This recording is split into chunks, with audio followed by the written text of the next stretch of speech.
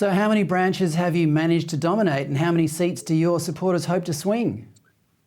Oh, look, I don't know exactly. I mean, it depends on the sort of the lie of the land. But I mean, we've had a significant influx of new members. I mean, it's difficult to know exactly because, of course, people join and get involved, and sometimes you don't know about it. Obviously, I mean, but we think that we've probably added 1,000 new members maybe through this process, and they're out involved in the party's involved, branch meetings and those sorts of things. And so it's very hard to put your finger on numbers, but I think ultimately we're going to start to see good people getting promoted through the party and good people rising through the ranks. And I think the other thing that's happened through this is it's identifying future leaders. A lot of people have stepped up to the plate now who I think will make great future parliamentarians, and that's a really good thing. I mean, after all, each branch, each SEC, each FEC that we have has a membership officer, and the point of that is to grow the membership and get people involved. So it's a really positive time in the SA division.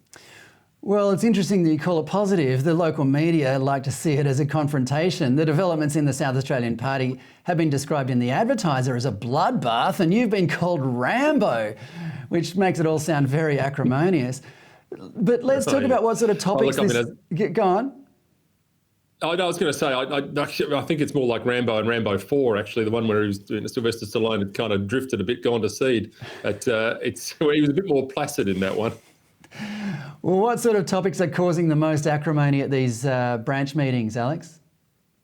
There are a range. I mean, I think the ones I've described are probably as acute as any. I think the most recent in people's minds has been some of the freedom issues with the exercise of COVID powers. And, we've had small business owners get involved because of the lockdowns. We've had people that are worried about, things, social policy type issues with, issues of euthanasia and, the late-term abortion bill that went through. So there's a range of views. It's not really any one type of person. The thing that's been really good about this is there's been a broad range of conservatives and libertarians, which really is what the party was at the first hurdle with Menzies. So we're seeing them come back, and I think there's good news on the horizon for this. And I don't see this as being anything controversial at all. I think ultimately we want to get people involved in politics. It's a facet of life generally that people have drifted from community projects. We don't see as many people involved with RSLs or footy clubs as much, or Rotary clubs, whatever it is. So